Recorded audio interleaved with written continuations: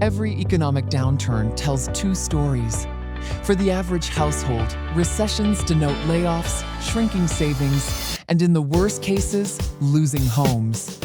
But for the wealthy, these very same crises become golden opportunities. The sharp divide between these experiences is not a matter of luck. It is the result of preparation, liquidity, and mindset. When the economy contracts, wealth does not disappear into thin air, it transfers. Ownership changes hands. And time and again, those transfers favor the wealthy, leaving regular buyers struggling on the sidelines. Welcome to Luxo-Life, and in this video, we'll see how the wealthy turn crashes into cash while regular buyers get locked out. Recessions don't destroy wealth, they transfer it. When you hear the word recession, most people assume it is something terrible, a common misconception that financial crashes obliterate wealth. But if you look at it in reality, assets do not vanish. They merely change owners.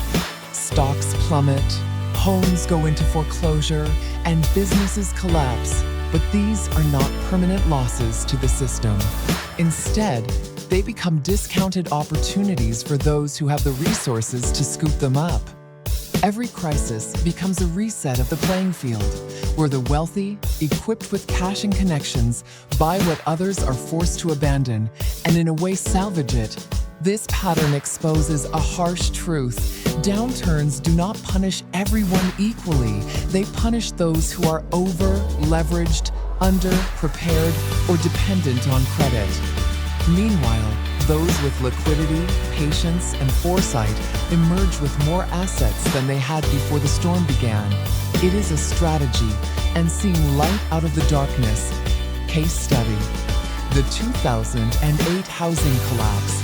The Great Recession of 2008 offers a striking example.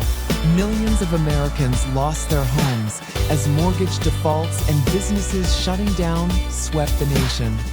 Families who had poured their savings into properties suddenly found themselves locked out of the very neighborhoods they once lived in. It was a devastating blow to the middle class. But behind the headlines, a different story unfolded. Private equity firms and institutional investors sitting on billions in dry powder pounced. Entire neighborhoods were purchased for cents on the dollar. Homes once valued at $300,000 were acquired for less than half that price. Families had been displaced, but for Wall Street, this was the birth of a new asset class: institutional rental portfolios. What followed was a surge in rental demand. Those who had lost their homes became tenants in properties now owned by massive funds. What had been a tragedy for millions turned into a billion-dollar business for a few. The wealth transfer was undeniable and permanent. Although this might be unfortunate news to others, that is the reality of life. Only those in the upper hand, prepared, and financially educated rise to the top, while the others make do with what they have. Case study: the 2020 pandemic shock. Fast forward to 2020. The sudden shock of the COVID-19 pandemic froze regular buyers. This unexpected halt paralyzed households' jobs were unstable, health risks loomed, and future income felt unpredictable. In such a situation, few were willing to make long-term commitments like buying a home. Yet, for the wealthy, the environment looked entirely different. Ultra-low interest rates opened the floodgates for institutional investors. Cash-rich funds bulk bought single-family homes at scale. While everyday families hesitated, investors swept in and captured entire markets. Once again, the very conditions that discouraged regular buyers created opportunities for the affluent to expand their holdings. The lesson is clear. Downturns behave like predictable fire sales. Those with capital and courage know that these windows will not last forever. When others retreat, they advance, taking the upper hand. Why regular buyers get locked out? To understand why regular households struggle during downturns, it helps to look at the mechanics. Most average buyers rely heavily on credit. They save for years only to depend on mortgages to purchase a home. But recessions tighten credit markets. Banks become cautious, approvals slow, and interest rates may spike for those without perfect profiles. Simultaneously, job insecurity makes taking on debt feel reckless. And the average person's savings, mostly modest, do not really stay that long. Wealthy buyers, in contrast, do not depend on credit in the same way. They already hold significant collateral, have existing lines of credit open, and maintain cash reserves for precisely moments like these. While the middle class panics and liquidates, the wealthy quietly accumulate. This imbalance is not simply financial, it is systemic. The rules of the game favor those who can wait for panic to set in and then strike when the market bottoms out. They know how the game works, and they quietly play while everyone else is out. Beyond homes, the broader asset grab. Real estate is only part of the picture. In downturns, nearly every asset class reprices.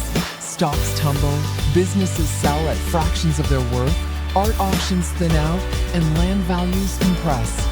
The wealthy understand that these declines are temporary. History shows that cycles always turn.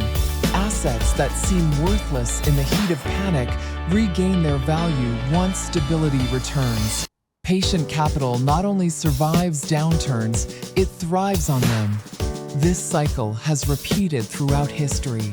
Whether it is the Great Depression, the oil crises of the 1970 seconds, or the dot-com bubble, every crash has created generational fortunes for those who were positioned to buy when everyone else was forced to sell.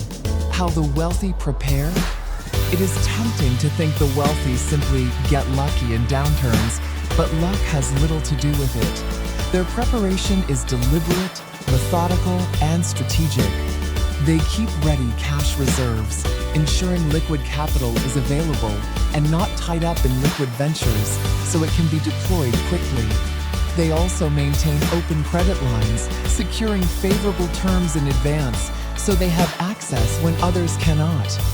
Just as importantly, they build watch lists of assets, knowing exactly which companies, properties, or investments they want before the downturn even begins, much like a shopper who arrives at a sale with a list. Finally, they leverage networks and access that alert them to distressed sales long before the public is aware.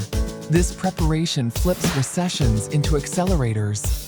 The very periods that devastate the unprepared become launch pads for the prepared. The Black Friday analogy? Think of recessions as financial Black Fridays. Shoppers who walk into the store without a list end up overwhelmed, grabbing random items or leaving empty-handed. But those who plan, who know the discounts, the products, and the timing, emerge with exactly what they want at a fraction of the price. Wealthy investors treat economic downturns the same way. They do not decide what to buy when the crash happens. They've already done their homework. They know the targets, the fair value, and the discount they are waiting for.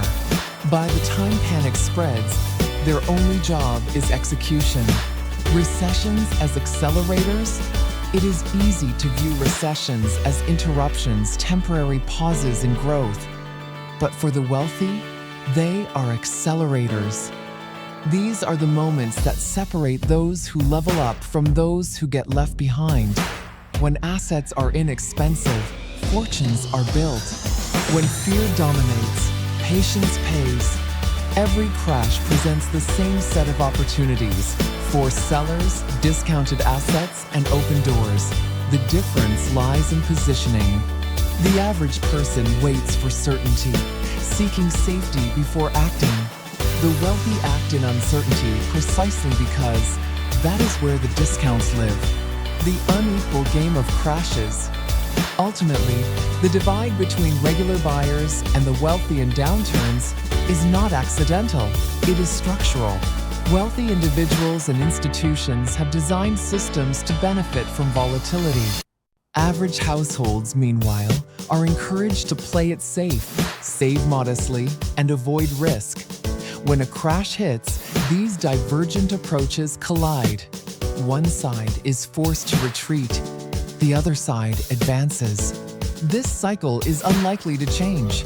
As long as recessions compress valuations and panic drive sales, the wealthy will continue to emerge stronger. The question is not whether crashes will happen, they always do. The question is, who will be ready when they arrive? Conclusion: positioning for the next crash. Recessions are inevitable, and we never see them coming. They enter different forms: housing bubbles, pandemics, inflation shocks, but the story remains the same. Assets reset, ownership transfers, and wealth shifts. The average buyer, constrained by credit and uncertainty, often gets locked out.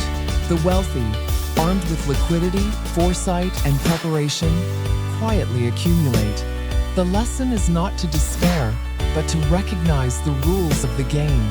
Crashes are not the end. They are the beginning of a new cycle. For those who prepare, they are moments of opportunity. For those who wait for certainty, they are moments of loss. Every crash is a test. Will you be positioned to buy when everyone else is forced to sell? Or will you be among those locked out, watching wealth transfer to others? The wealthy already know their answer. The question is, do you? Did you like this video? Let us know in the comments below. And if you want more videos like this, don't forget to subscribe to Luxo-Life. Until next time.